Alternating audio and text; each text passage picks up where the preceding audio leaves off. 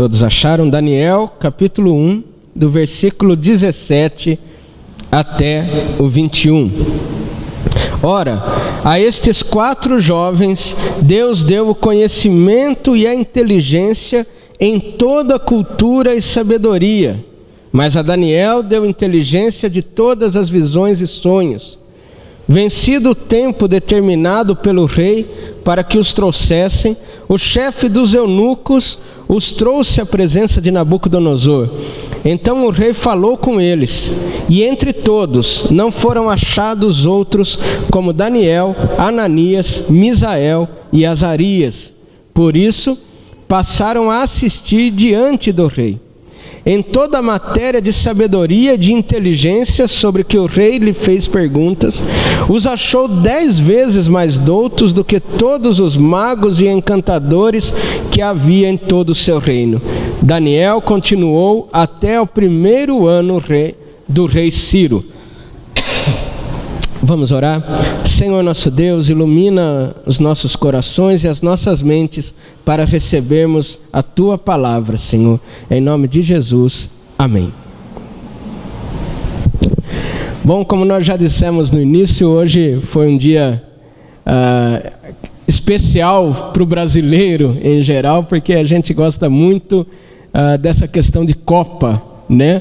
A gente já desde criança tem aquela coisa da Copa. E como é interessante, toda vez que acontece Copa, a gente ter essa questão de como é que fica. Será que a gente pode assistir, gosta, participa? Como que a gente faz com a Copa? E chega o momento da grande final, que geralmente se dá no domingo, e daí dependendo do horário, fica aquela coisa se vai ter culto, se não vai ter culto, e que horas. Tem igreja que realmente cancelou o culto, né? Eu soube de igrejas que cancelou o culto no domingo à noite, porque o Brasil poderia ter ganho, né? Poderia ter chegado à final, e daí fica aquela coisa, mas será que é certo cancelar o culto, né? Como é que fica? Por outro lado, todo mundo assiste. E é interessante que esse tipo de dúvida que vem na mente mostra uma dificuldade maior que nós temos, que às vezes é de viver a nossa vida neste mundo. E às vezes entra em choque a nossa vida secular e a nossa vida religiosa, até porque nós dividimos bastante. E por isso muitas vezes entra em choque aquilo que nós como cidadãos, como brasileiros, queremos fazer, e de repente as coisas relacionadas à igreja. Não é para todas as pessoas que isso é tão claro, né? E a gente acaba tropeçando nisso muitas vezes. Mas o mais interessante dessa Copa no Brasil, que era um desejo, eu me lembro desde criança, né, você pensar, puxa vida, como seria interessante ter uma Copa no Brasil, né, quem sabe poder assistir um jogo e tal. E quando essa Copa foi então escolhida para ser feito aqui no Brasil, outra coisa nos saltou aos olhos e nos fez pensar. As questões que envolvem a política e a sociedade. É interessante que até um certo ponto essa Copa pareceu não ter em nós aquele gosto propriamente que a gente esperava, porque as questões dos gastos com a Copa, as questões das necessidades do país, ficou algo realmente muito complexo, ficou algo distante, parecia ser um grande paradoxo. Puxa, quantas coisas básicas está faltando em nosso país e nunca tem dinheiro, mas de repente para fazer uma Copa tira-se da cartola bilhões vão de lucro para a FIFA. E como é que ficam as nossas questões primárias, os nossos queridos, a quem nós devemos amar, a quem nós devemos cuidar? Como é que ficam? Gastos exorbitantes. Eu até ouvi algo, ainda não pude confirmar, mas achei muito interessante, que a seleção da Alemanha, que foi a campeã, ela estava vendo para ficar aqui no Brasil, né, hotéis e instalações em geral, e disse que o mais barato iria ficar 10 milhões para eles. Sabe o que eles fizeram? Com 1 milhão eles construíram uma concentração lá na Bahia e deixaram de presente. Deixaram como doação para que fosse feita uma escola ali. Por que não se fez mais isso? Aí alguns vão dizer, talvez, e essa dificuldade é maior. Mas será que nós devemos nos preocupar com isso? Será que o cristão deve se preocupar com a política e com essas coisas sociais? Isso não é trabalho para nós. Hoje eu gostaria de falar justamente sobre essas dificuldades que às vezes a gente tem, de não conseguir propriamente viver ou se envolver no mundo em que nós vivemos. Nós ficamos bastante em dúvida. Ora, eu sou cristão, será que eu posso me envolver nisso? Eu sou cristão, será que eu tenho que me preocupar com política ou com o que quer que seja?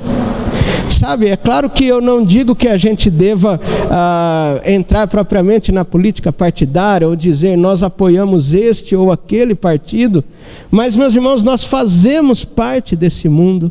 É aqui que nós devemos ser luz, é aqui que nós devemos ser sal, é aqui que nós devemos brilhar. É neste mundo que nós vivemos. E o texto que nós lemos a respeito de Daniel, eles estão aqui numa situação que eu creio que a gente pode usar muito de comparação com a nossa vida no mundo.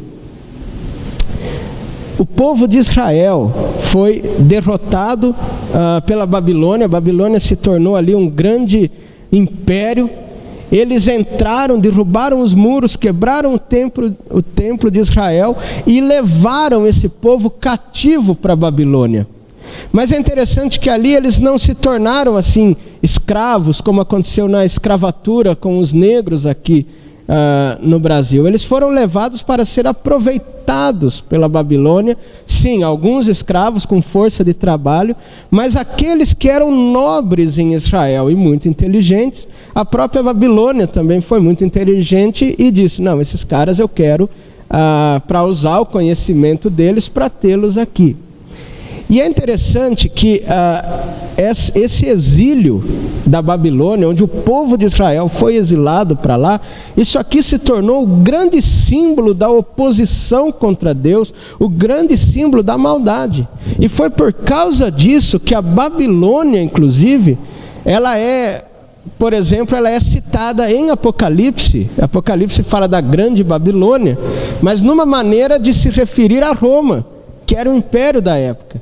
Em muitos lugares, dizer Babilônia era dizer o local do pecado e da oposição a Deus. E realmente não havia nada na Babilônia, a princípio, que fosse algo divino, a não ser o próprio propósito de Deus em estar usando aquela nação para humilhar a nação de Israel. Então pense nesse país, nesse lugar em que agora os israelitas eram obrigados a participar. Era algo totalmente contra Deus, eles tinham muitos deuses, eles tinham toda aquela idolatria, aquela feitiçaria, aquela coisa toda. A Babilônia era o polo ali religioso do mundo, naquela época, e esses homens estavam ali. E aqui a Bíblia nos conta especialmente de Daniel, que nós conhecemos, o profeta do Senhor, que viria trazer grandes profecias, até escatológicas e em forma de Apocalipse, e também os amigos dele. E ele põe o nome aqui, então é Daniel, Ananias, Misael e Azarias. 4 jovens que foram levados para lá, jovens que provavelmente faziam parte da nobreza de Israel e que agora seriam aproveitados pelo imperador da Babilônia para que eles ali servissem também. E é interessante que ele pegou então vários jovens sadios, inteligentes dos outros povos também, muitos queriam fazer parte disso. E eles ali então iriam passar por um tratamento onde eles iriam receber a melhor comida do rei, eles iam comer a mesma coisa que o rei comia. A ideia era deixá-los muito fortes ali. para que eles fossem os melhores. E ali eles abriram mão e disseram: não, nós não queremos nos contaminar com a comida do rei. Eles eram judeus, eles tinham muito a questão da comida. E eles então não se alimentaram de tudo, apenas de vegetais, né? E ao final daquela época é o que nós estamos aqui, onde esses moços recebem muito conhecimento, muita inteligência, e quando eles vão diante do rei, eles acabam surpreendendo o rei, tamanha a inteligência que eles tinham. E é muito interessante, nós vamos passar um pouco aqui pelo livro de Daniel e ver como que esses 4 moços viveram no mundo em que eles viviam, e isso vai servir para nós como exemplo para saber como nós devemos viver no mundo em que nós vivemos. Um mundo que também é oposto a Deus, um mundo que também vive num pecado, um mundo que tem a sua estrutura totalmente diferente, mas um mundo no qual nós fomos chamados para viver, para ser sal da terra e luz do mundo. Por isso o tema desse sermão é servos de Deus no mundo em que vivem. Servos de Deus no mundo em que vivem. Primeira coisa, até parece óbvio, mas os servos de Deus vivem no mundo em que vivem. Parece óbvio, né? Mas às vezes a gente esquece. Às vezes os cristãos, eles querem dizer: não, eu não sou desse mundo. Tá, você nasceu onde? Saturno? Né? Plutão nem é mais planeta. Ora, nós somos desse mundo, nós nascemos nesse mundo. É nesse mundo em que nós temos uma história, é nesse mundo em que nós crescemos, para o qual nós estudamos, trabalhamos. É este mundo e não outro. Às vezes os evangélicos principalmente acabam querendo viver já no céu. Ora, nós não vivemos no céu, nós vivemos aqui em São Joaquim da Barra. Amanhã é segunda-feira. Você vai acordar cedo, vai trabalhar, vai lutar, vai fazer o que tem que fazer, né? Correr atrás da criançada, e isso e aquilo, estudar. É nesse mundo em que nós vivemos, é nesse mundo que Deus nos colocou, é nesse mundo que nós fomos salvos. E é nesse mundo que nós devemos fazer diferença. Esse é o mundo que Deus amou. Eu acho interessante porque às vezes a pessoa diz, baseado em 1 João, né, que está certo, não ameis o mundo, nem as coisas que há no mundo. E daí a pessoa pensa que ela tem que amar o quê? Só a igreja dela. Ora, mas a igreja dela está no mundo também. Ali, quando João fala disso, ele continua o texto e ele diz o que que há no mundo. A concupiscência da carne, né? As outras coisas da vida, a ganância, é dessas coisas que a gente não ama. Agora, o mundo, enquanto mundo criado por Deus, enquanto mundo, enquanto a vida que Deus nos deu, sim, essa nós amamos e celebramos, mesmo que nós vivemos num mundo tão distante. Daniel e seus amigos, nós vemos aqui já no versículo 17, que eles tinham todo o conhecimento e inteligência em toda cultura e sabedoria. E Daniel ainda tinha inteligência de todas as visões e sonhos. É interessante nós notarmos que esses moços entraram na Babilônia como grandes conhecedores do quê? Do sistema da Babilônia. A Babilônia era o polo cultural. Eu acho que a gente até se escandalizaria hoje com as coisas que eles aprendiam. Porque a ciência, como nós conhecemos hoje, ainda não existia. Tudo era meio misturado com questões religiosas, mas eu creio que havia ali astronomia, filosofia, conhecimento de plantas, a parte de comida, quantas coisas, e esses homens conheciam tudo. É interessante que a gente chega a ler que eles eram sátrapas. É um nome complicado, que estou até com medo de ter falado errado. Mas eles eram governantes, administradores ali das cidades da Babilônia. Eles estavam ligados realmente àquilo tudo. Eles não estavam escondidos mas eles estavam fazendo a diferença. Eles foram governantes e administradores nas províncias da Babilônia. E ainda que a Babilônia fosse símbolo de rejeição a Deus, Daniel e seus amigos se aprofundaram no seu conhecimento, na sua estrutura, sem temer, a não ser aquelas coisas que eles fortemente, como nós vamos falar, aquilo eles não fizeram. Por exemplo, adorar a outros deuses. Entendeu? Eles sabiam viver no mundo em que eles viviam, mas eles não se encantavam nem com a divindade, nem mesmo com a comida do imperador. Por outro lado, eles faziam aquilo que eles eram chamados para fazer.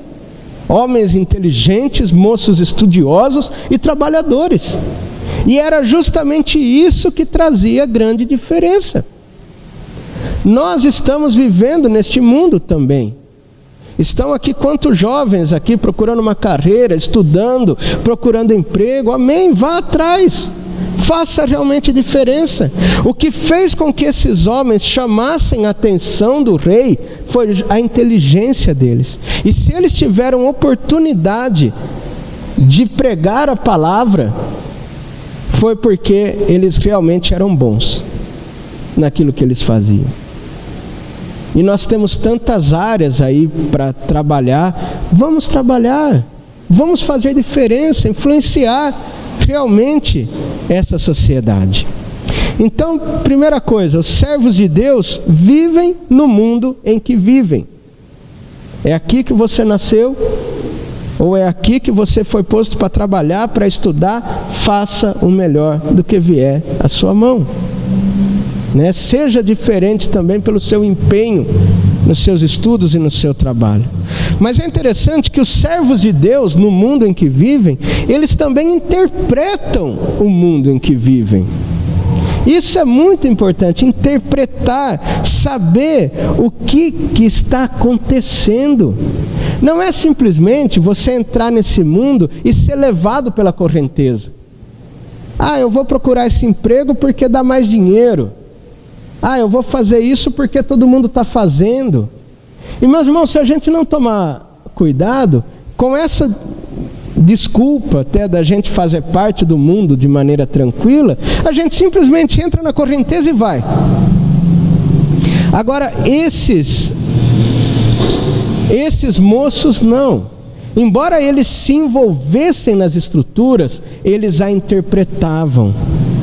Eles pensavam no que eles estavam fazendo, em quem eles eram, e o que eles podiam fazer, o que estava acontecendo. Lembra daquilo que nós já falamos, era algo muito forte aqui para os judeus. Porque, poxa vida, eles perderam a sua terra. A terra para o judeu, gente, era a terra prometida. Ali estava a aliança deles com Deus. O fato deles estarem fora era realmente algo muito difícil.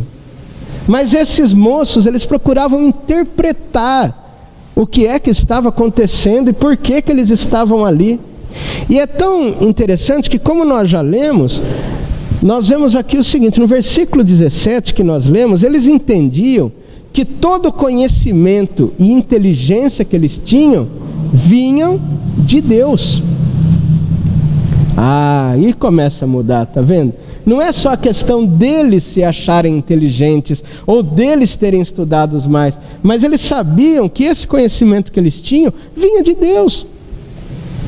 E nós temos que saber isso sim, saber que até os conhecimentos seculares que nós temos vêm de Deus e que Deus confiou em você para que você use isso da melhor maneira. Qual que é seu dom? Qual que é seu talento? Qual que é seu trabalho? A gente às vezes pensa só no religioso, só no que tem a etiqueta gospel. Não. Você tem a inteligência para ser uma professora, um professor, um administrador, um esportista, um músico, seja lá onde for que você trabalhe. Reconheça também que foi Deus que te deu isso. Reconheça também que Deus quer te usar assim como usou a eles. E realmente procure, vá atrás, estude, seja bom. no que você faz, dentro das suas possibilidades. Reconheça que é o Deus da vida, o Deus da inteligência que lhe deu isso também. Eles reconheciam isso. Eles entendiam uma coisa muito importante que às vezes a gente esquece, que Deus é o Senhor soberano sobre tudo, não apenas sobre o seu povo. Às vezes a gente pensa que Deus só é soberano sobre a igreja, ou sobre os cristãos. Talvez eles pudessem pensar que Deus só é soberano sobre os judeus. Não, Deus é soberano sobre todo o mundo, toda a história, todas as pessoas, mesmo aqueles que não creem nele. Deus não deixa de ser soberano porque as pessoas não creem nele. Abre lá em Daniel, como eu disse, a gente vai ler alguns textos no livro de Daniel, mas veja no capítulo 2, versículo 20 a 23.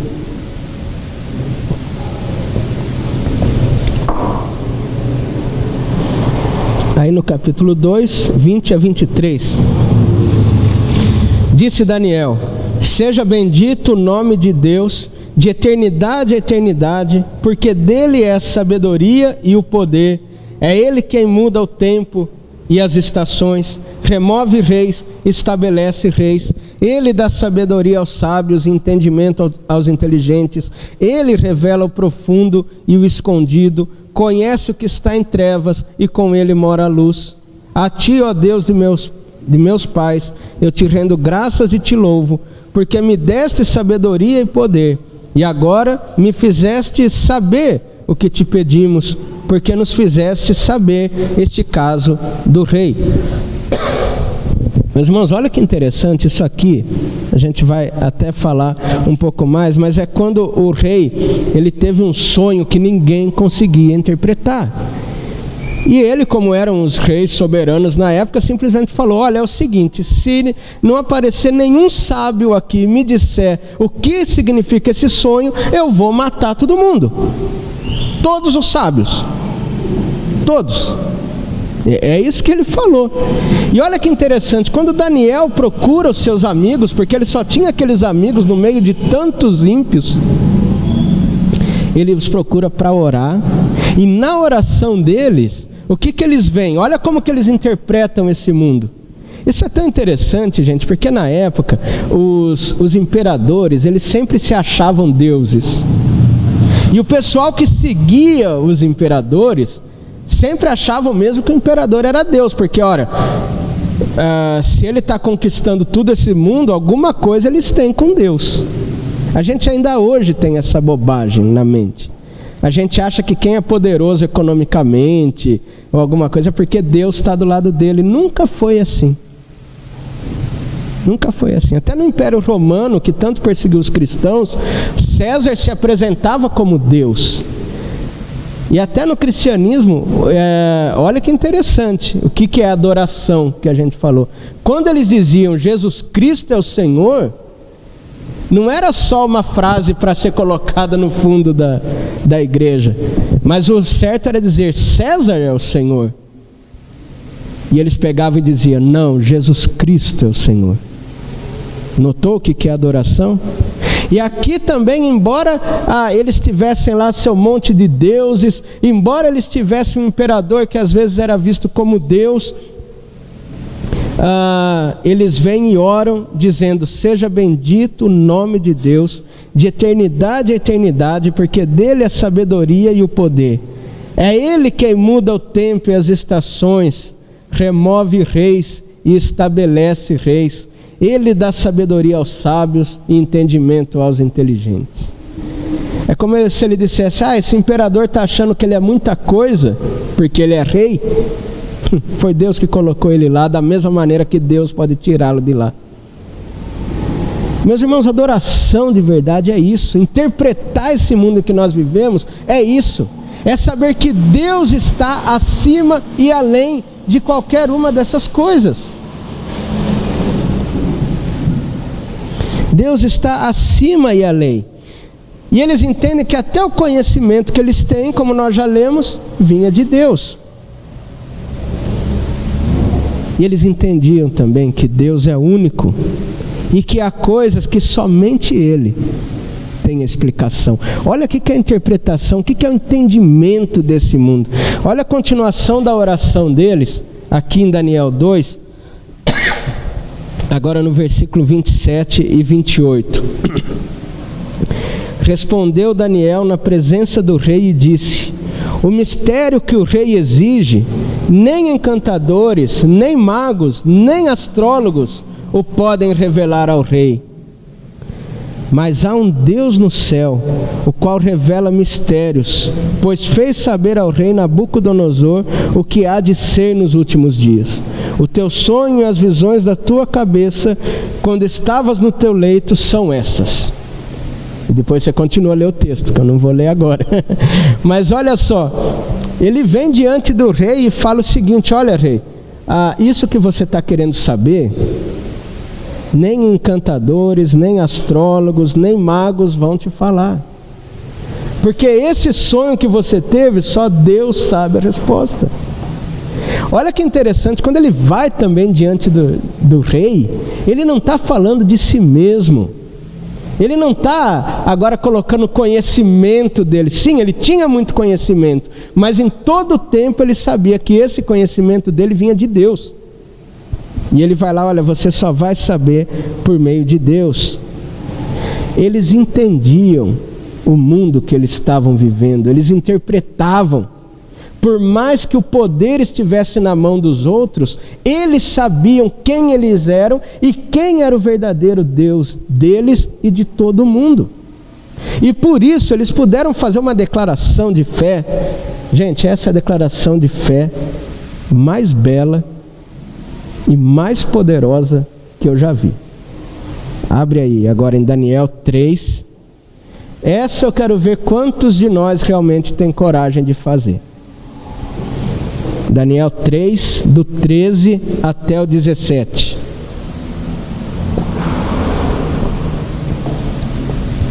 Daniel 3, do 13 ao 17. Então Nabucodonosor, irado e furioso, mandou chamar Sadraque, Mesaque e Abidnego. E trouxeram estes homens perante o rei. Falou Nabucodonosor e lhes disse: é verdade, ó Sadraque, Mesaque e Abidnego, que vós não servis a meus deuses, nem adorais a imagem de ouro que levantei? Agora, pois, estáis dispostos, e quando ouvirdes o som da trombeta, do pífaro, da cítara, da harpa, do saltério, da gaita de foles, prostrai-vos e adorai a imagem que fiz. Porém, se não adorardes, sereis no mesmo instante lançado na fornalha de fogo ardente. E quem é o Deus que vos poderá livrar das minhas mãos? Responderam Sadraque, Mesaque e Abidnego ao rei: ó Nabucodonosor, quanto a isto, não necessitamos te responder. Se o nosso Deus, a quem servirmos, quer livrar-nos, Ele nos livrará da fornalha de fogo ardente e das tuas mãos, ó rei. Se não, fica sabendo, ó rei, que não serviremos a teus deuses, nem adoraremos a imagem de ouro que levantaste. Você vê aqui que o rei já mudou o nome deles, né? Agora eles se chamam Sadraque, Mesaque e Abidnego, né? Ele mudou os nomes e tal. E ele fez uma estátua lá de ouro, e quando tocasse a música era para todo mundo se prostrar. Todo mundo se prostrou, e os três, agora Daniel já está em outro lugar, em outra situação, os três ali firmes. E o rei ficou tão nervoso que chamou eles lá e falou: então quer dizer que vocês não se prostram? Vou dar uma chance para vocês então. Eu vou tocar de novo a música, e vocês vão se prostrar. Se vocês não se prostrarem, eu vou jogar vocês na fornalha de fogo. E ó aqui a provocação, e vamos ver que Deus que vai livrar vocês. A nossa tendência aqui é falar: Deus vai nos livrar. Você acha que Deus vai deixar a gente ser queimado?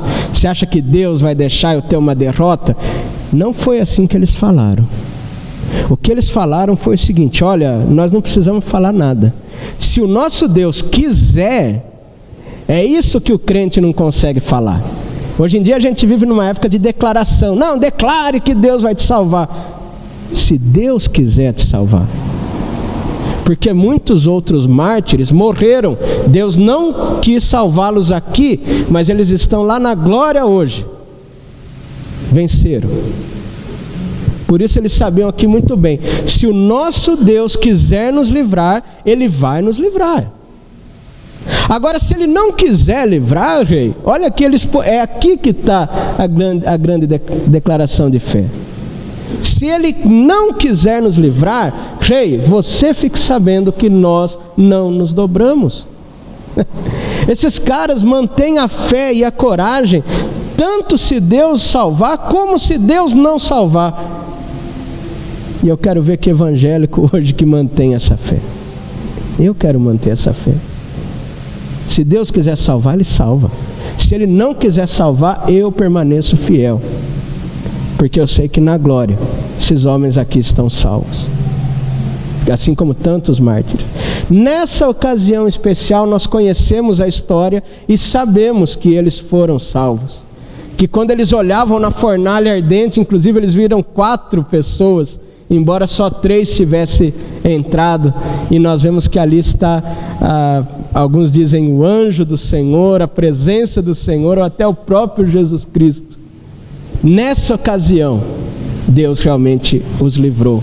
Mas não quer dizer que nas situações em que Deus não livrou, que Deus não estava com eles. Porque quantos outros mártires entregaram a vida e Deus estava com eles?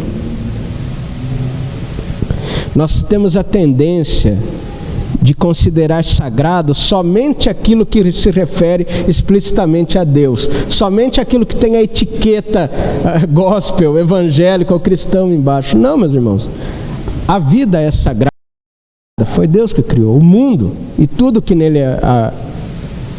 Deus é soberano sobre tudo.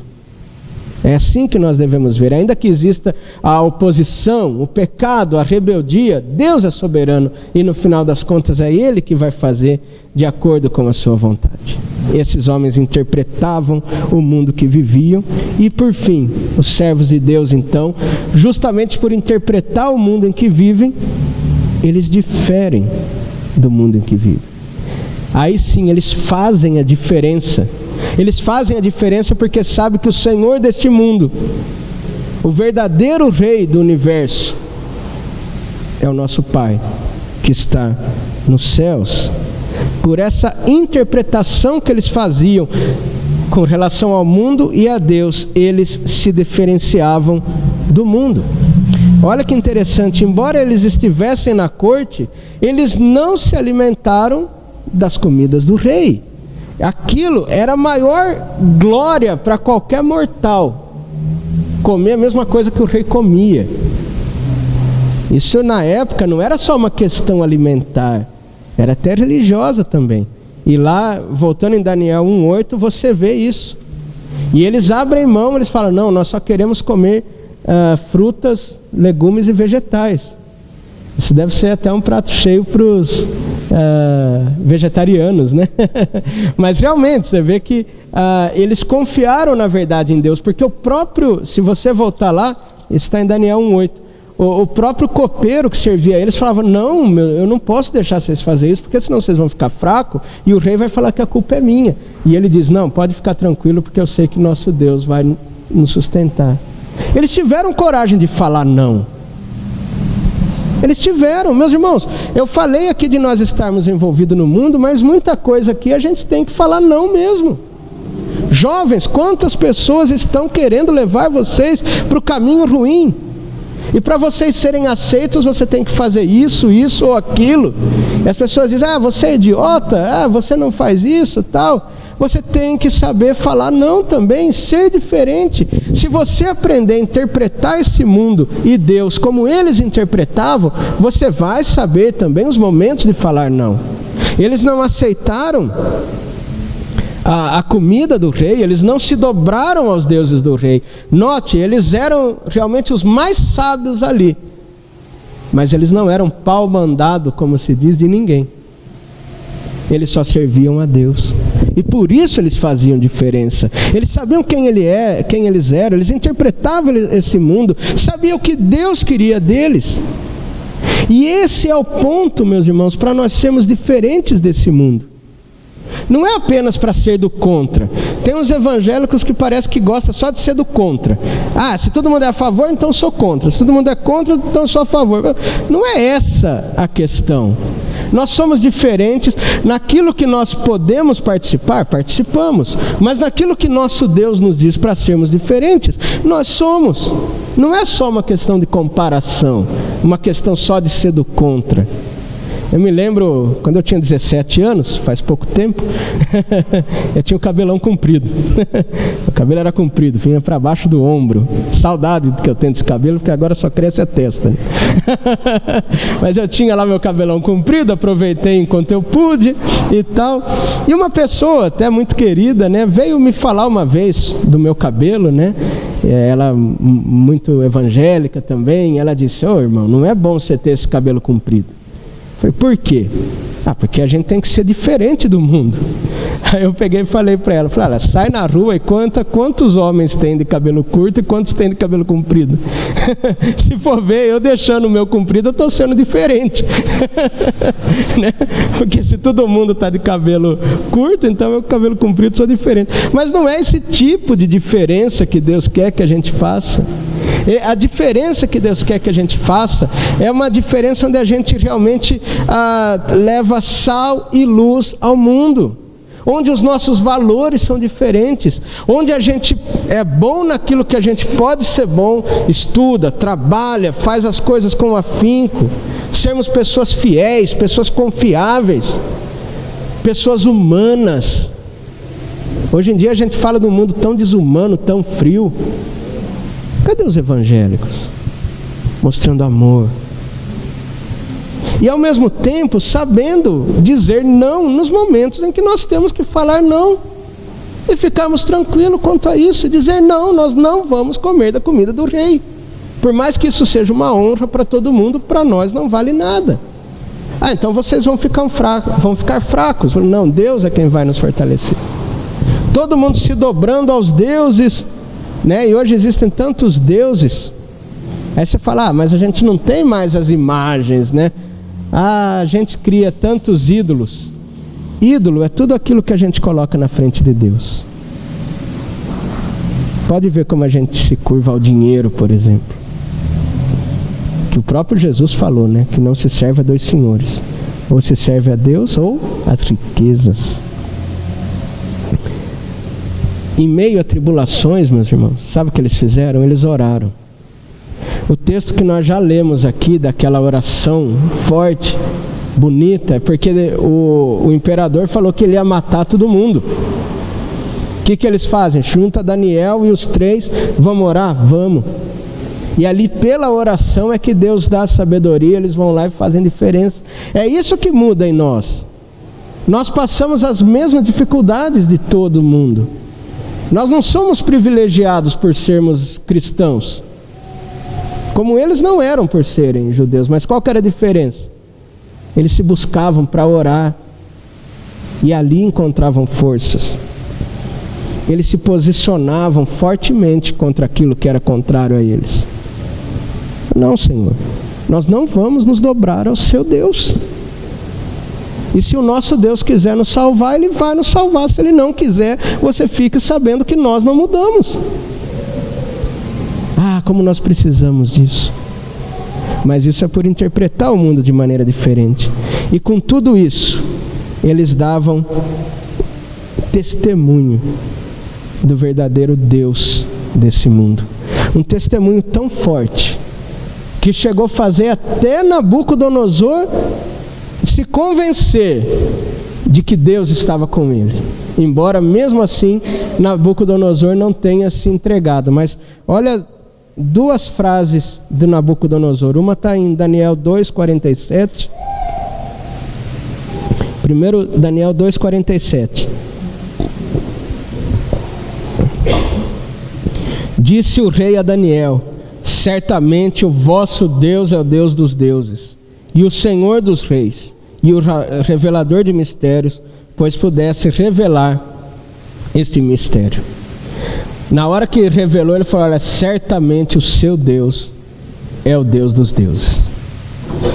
Ele reconheceu pelo testemunho que eles deram. E depois, lá em 3:28, Daniel 3:28, falou Nabucodonosor e disse: bendito seja o Deus de Sadraque, Mesaque e Abidnego, que enviou o seu anjo e livrou os seus servos que confiaram nele, pois não quiseram cumprir a palavra do rei, preferindo entregar o seu corpo a servirem e adorarem a qualquer outro Deus, senão o seu Deus. E daí ele chega até a fazer um decreto, olha, o versículo 29. Portanto, faça um decreto pelo qual todo povo, nação e língua que disser blasfêmia contra o Deus de Sadraque, Mesaque e Abidnego seja despedaçado e as suas casas sejam feitas em monturo, porque não há outro Deus que possa livrar como esse. Aí o rei até... Eles deram testemunho, uma coisa eles souberam ali, que o Deus desses moços era Deus verdadeiro. Embora Nabucodonosor tenha se animado dessa maneira, ele não se entregou e o final dele foi trágico. Mas eles deram testemunho. Assim somos nós vivendo nesse mundo. Cada um com seu trabalho, com seu estudo, com seu lazer. Uns gostando mais de futebol, outros gostando mais de música, outros gostando mais de outra coisa. Nós somos chamados para viver essa vida. Essa vida é dom de Deus. Foi Deus que nos deu. Mas nós devemos vivê-la da maneira que agrada a Deus, sendo realmente bons naquilo que a gente foi chamado para fazer. Mas principalmente sendo fiéis a Deus, tanto no que é bom e que nós podemos fazer, tanto naquilo que nós devemos fazer oposição e dar testemunho da nossa fé e do nosso estilo de vida. Que Deus assim abençoe a cada um. E já que amanhã, para tristeza de alguns, é segunda-feira, tem que acordar cedo, mas que você leve essa passagem, leve esse pensamento, ao invés de chegar lá como todo mundo reclamando que amanhã é segunda-feira, vá lá sabendo que é mais uma oportunidade que Deus está te dando de fazer diferença nesse mundo, sendo um bom trabalhador, uma boa trabalhadora e sendo ali sal e luz onde você estiver. Não tem nada que ficar reclamando não, vamos lá para a luta que Deus nos deu. Que Deus assim nos abençoe. Amém.